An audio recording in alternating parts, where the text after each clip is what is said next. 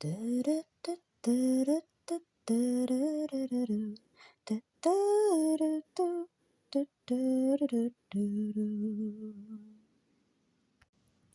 miteinander. Welcome back. We're now on to Chapter 5 of Beatrix Potter's The Fairy Caravan. While the caravanners were encamped in the quarry, Sandy had gone shopping to the market town. It was an old-fashioned town with funny, crooked streets and little old squares hidden away round corners. There were archways opening under houses, leading from square to square. Sandy made several small purchases at the grocer's and at the saddler's, but his most important piece of shopping was to buy something pretty to make a costume for Tuppenny, who was worthy of considerable outlay by way of dressing up. His remarkable hair and rarity of guinea pigs combined to make him an acquisition to the circus company.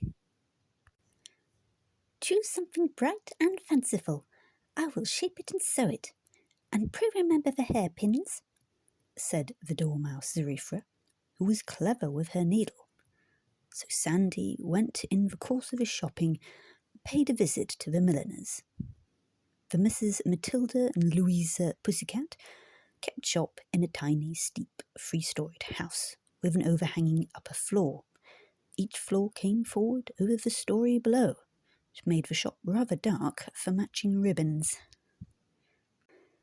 In the attic, Matilda Pussycat, leaning out of a window, could talk to Tabby Whitefoot across the way at the staircase window of the post office opposite. The street door opened down to a step into the house. On the right-hand side of the passage was a tiny parlour containing a polished mahogany table and 3 chairs with horsehair seats. On a side table were the tea tray and the best tea service, and some shells and coral under a bell glass. By the fireplace were 2 wicker chairs with pink cushions. Some black silhouette portraits of cat ancestors hung on the wall, and on the mantelpiece stood a pot snuff-box figure, shaped like an owl. Its head took off, and the box body contained pins and buttons, not snuff. The muslin curtains were spotlessly white. On the other side of the passage was the milliner's shop, and a dark little kitchen behind it. The Mrs. Pussycat lived principally in the kitchen.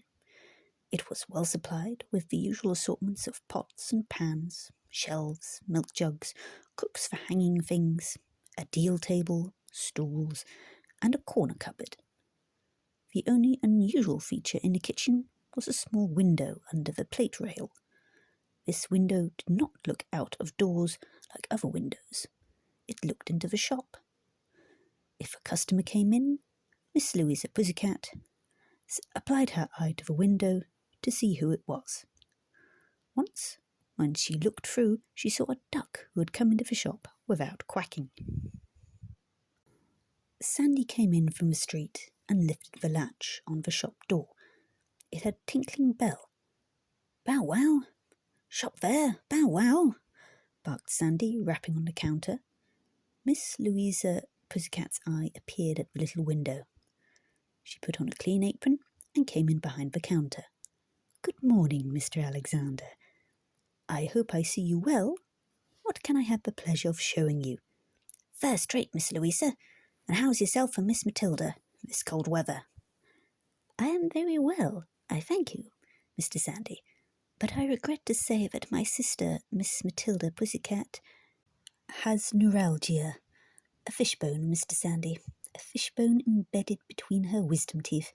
It has caused a gum boil or abscess, accompanied by swelling. She has eaten nothing but slops for a fortnight." "I don't disagree with me," said Sandy.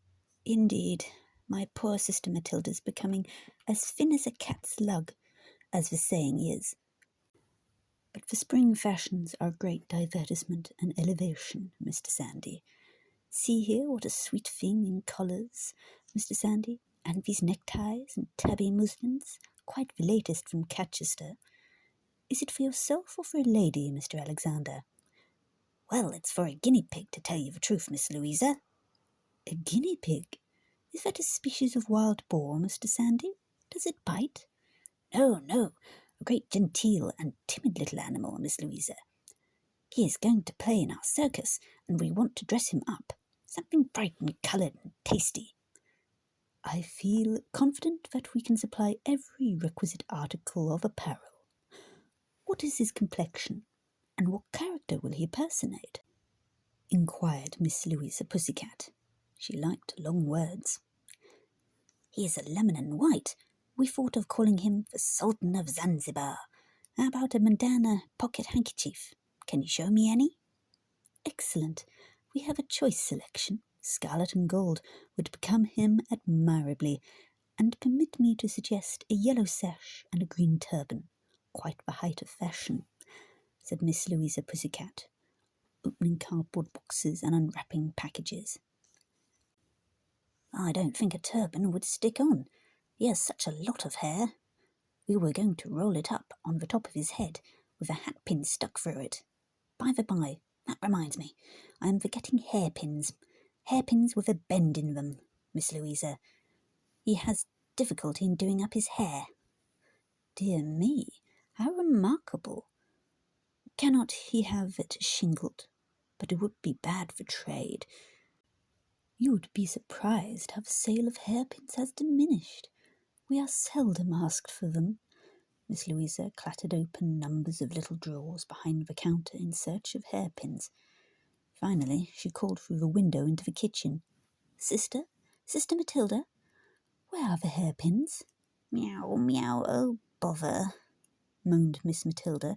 I put them away in the attic. They are never wanted. She was heard climbing the staircase. Sandy chose a scarlet, gold, and chocolate-coloured pocket handkerchief and a green sash ribbon. Allow me to recommend the purchase of this hat pin with the glass knob. It will shimmer in the sunshine like a diamond, said Miss Louisa, who was greatly interested in the Sultan's costume. Miss Matilda came downstairs with a packet of hairpins.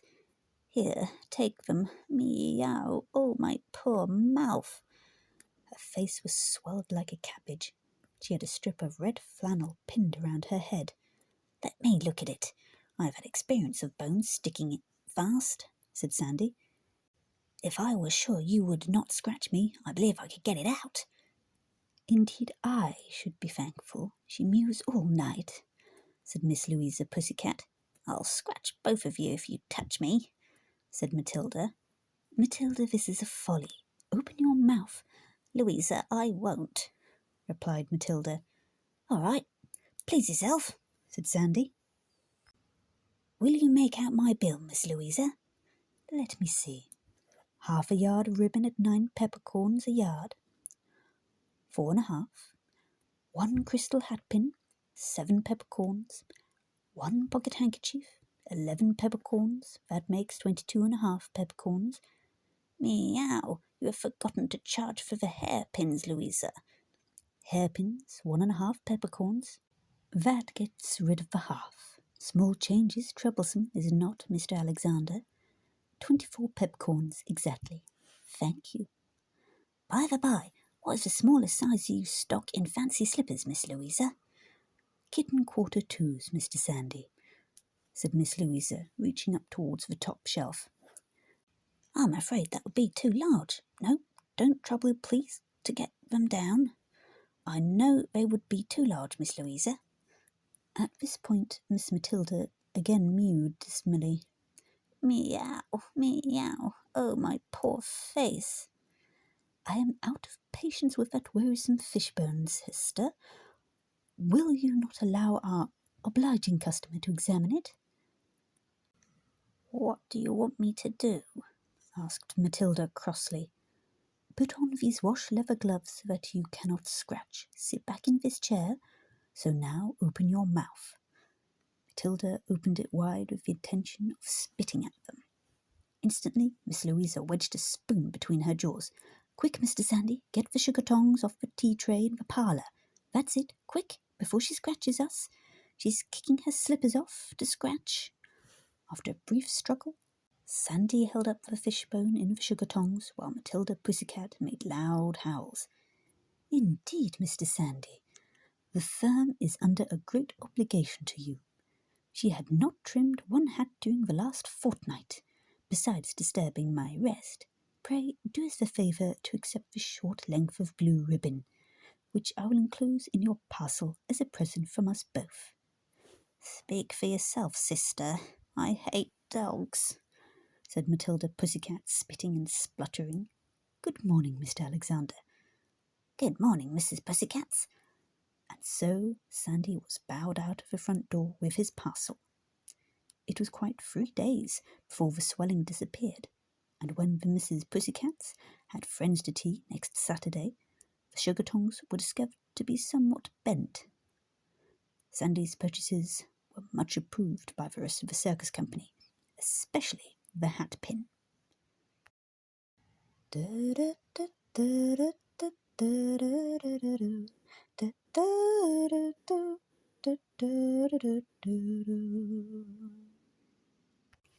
Danke. Thank you for coming today.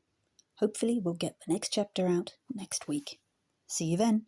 Auf Wiedersehen.